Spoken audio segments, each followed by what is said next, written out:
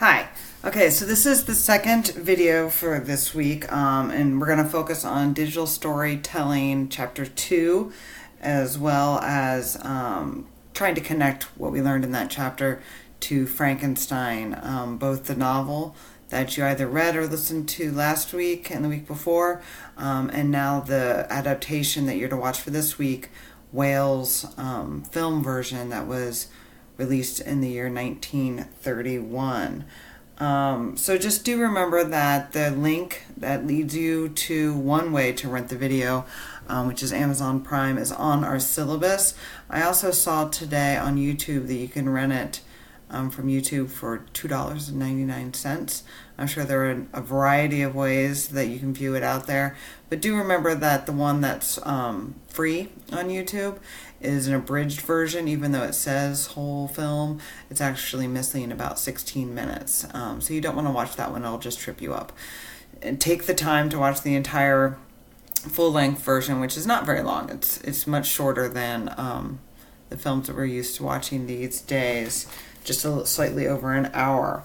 So a couple things I wanted to draw your attention to is, first of all, to show you the literary history of Mary Wollstonecraft Godwin Shelley.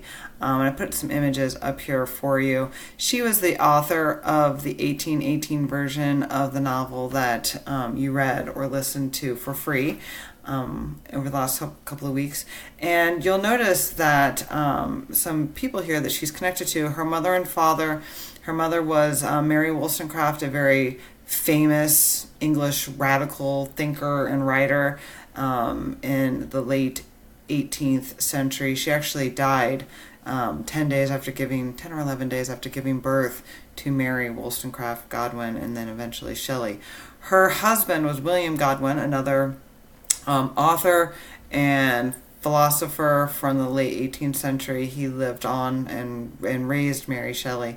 They had a contentious relationship, but he very much so believed in letting female children read whatever they wanted to, and he gave her free reign of his library, which was very radical at the time because women were supposed to be sheltered from radical thinkers. Now, this may or may not have worked out so well for Mary Shelley. It did in some ways, did in other ways, because at the age of 16, she ran away with Percy Bysshe Shelley. He was much older than her, about 10 years older, and was actually already married, and his wife was pregnant. But he took a 16-year-old Mary Shelley. They ran away. They ended up living together and eventually marrying until his death, when he died far too young when his boat capsized off the coast of Italy. But he is also a famous British author, particularly a famous poet, and you might be familiar with some of his works.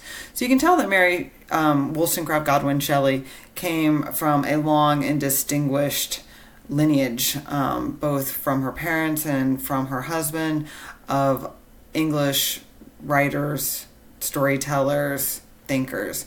Now, Frankenstein was famously written when Mary Shelley and Percy Shelley ran away with Lord Byron, who I'm going to show you a picture of him here in a second. And they were in a chateau in Switzerland off the shores of Lake Geneva. And one night they dared one another to see who could write the scariest ghost tale. And Mary Shelley ended up winning. And it took her a couple of years, but she developed that tale into the full-blown novel that we now know as Frankenstein. Now here I'm going to show you a picture of Byron. Now isn't he dashing? And he's here in his Abyssinian soldier's uniform. He was sort of obsessed with the Greek war that was going on during his lifetime. Now, I want to draw your attention to Lord Byron and his interesting connection to Frankenstein, because he was with the Shelleys when Mary Shelley started writing Frankenstein, that he's also tangentially mentioned in our textbook because his daughter, Ada Lovelace, we'll get to her in just a second. Let me tell you a little bit more about Byron first. He was a famous British poet. He was known as mad, bad, and dangerous to know. Allegedly, he slept with over 200 men and women during his time period. And Ada Lovelace was one of his legitimate children. He only had 2 legitimate children. And she is actually credited as being one of the very first computer programmers. So, of course, she's interesting to those of us who are interested in the connections between older ways of telling stories and newer ways of telling stories digitally. And she has this obviously very interesting and full connections to both types here. So Ada Lovelace, here we have a portrait of her. She was a countess, but she was also a computer programmer. She lived only from 1815 to 1852, so of course she wasn't alive when what we see as being computers were developed and actually came to be realized. But she was doing early, very advanced for her time, but what we would consider to be early algorithms. They were the great-great-grandparents of the kind of algorithms that we use these days to run our computers and to make our computers do the fancy things that they do. And so she's an important person to know when you're talking about early inventors, early mathematicians who were influential in the creation of the digital technology that we so enjoy today. So I bring her up, and she's mentioned in Chapter 2 because Chapter 2, Digital Storytelling, spends a lot of time talking about the background of technology and how it came to be what we recognize today, and some of its ancestors and how that they've influenced the way that we tell stories currently. Now, a couple of important a couple of important terms that are covered in the chapter that I do want to make sure that you're clear on is cyberspace, URLs, HTML, and HTTP. So first of all, cyberspace is the space in which we talk about everything that exists in a virtual realm, but nevertheless has a grand impact on our physical everyday lives. I like to think about social media sites in this way, or like Reddit chat rooms, things like that, where we have very involved, very complex histories of relationships that we've developed over the time. But none of those conversations actually exist in any sort of physical matter unless you change it from existing in cyberspace by printing it out or something along those lines.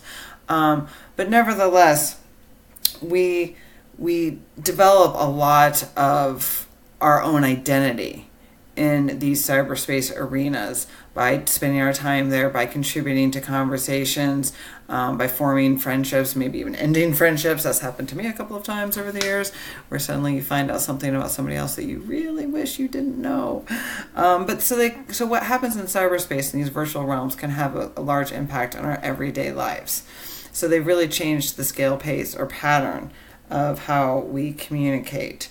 Also, one important thing, here's the website from which I found that image. And I'll use this as an example for URLs. A URL, most of you are going to be familiar with that term, but for the few of you who aren't, the URL quite simply stands for Uniform Resource Locator, and it is the stable address of any web page that you visit. It's kind of like the virtual version of your address of your home.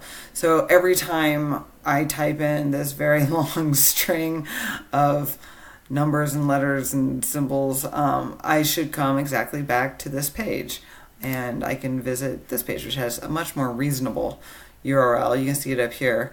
It says Scandalous Woman Blogspot. Numbers of Life of Augusta Ada, HTML. So you can tell here that this was a good example of a website that was actually written in HTML to the point where they included that in the address. Wanted to make sure you knew that. But I'm going to start here with the HTTPS up in the corner, and the S stands for secure. But HTTP stands for Hypertext Transfer Protocol. And basically, this is a set of rules that all of our digital information must adhere to in order to successfully be conveyed over the internet. So this protocol is used to transfer files through the internet, and that includes text, sound, video, and graphics. And so every time you load a page, basically it's jumping through a series of hoops, and if it operates correctly and jumps through the hoops properly, then it displays the information that you want to access in a way that adheres to what you're expecting. And all of this is based on HTML. So I wanted to show you, first of all, this. This is a web page from YouTube where I went to see a trailer for Frankenstein, and then down here, it's a very similar format to what we're used to seeing. We have other related videos that are up next, and there are tags on the side that explain what these videos are going to be, what we can expect. Also down here we have the comment section where we can interact with them. Here's my avatar, I can add a public comment. I could write something in here right now and then hit comment. And even though I know how to do all of this, basically I'm following the links and using the buttons that are being run by this very complicated language. Here you can see it, HTML. And you can see up here inside of the first set of carrots it says exclamation point doc type HTML. So this particular document is used was built using this language of HTML. And back here, this stuff, if you know how to read it, it explains to you exactly why the page looks the way it does. What frames, no longer frames, but basically how the windows are set up, where the different kinds of navigation are going to be, whether they're going to be bold, whether they're going to be hyperlinked, what font they're in, how big they are, all kinds of stuff. Where the button will send you, et cetera, et cetera. And you can see all of this gobbledygook down through here is what is used. Well, it's gobbledygook too if you don't know how to read it. It's not gobbledygook if you do or write it. All of this, I'll keep scrolling, is what makes this page I've run out of patience look like this. Okay? So, yes, we all know how to use the internet, but there's only a percentage of us that actually knows how to do what's called coding, to write and code. And HTML is one of the more prevalently used forms of coding that we use here on the internet. Now, so HTTP, the hypertext protocol, follows HTML. And you can see this in here. Drag this bucket up here again. HTTPS. That tells you that it's following this hypertext transfer protocol and is secure. That's what the S stands for. And we have the hypertext markup language that's running it. So this is how we create web pages and hyperlinks, is using HTML. So do make sure you understand those words and what they mean as we go through. Again, refer to the glossary in the back of your book when you run across terms or terminology that you do not know. Now, we're going to be talking about inculabula here in a minute, and that's probably another term that you came across in our reading that you're unfamiliar with. I'm going to go ahead and stop this particular video and start the third one. And so I'm going to pause here, and we'll get back to this conversation in just a minute.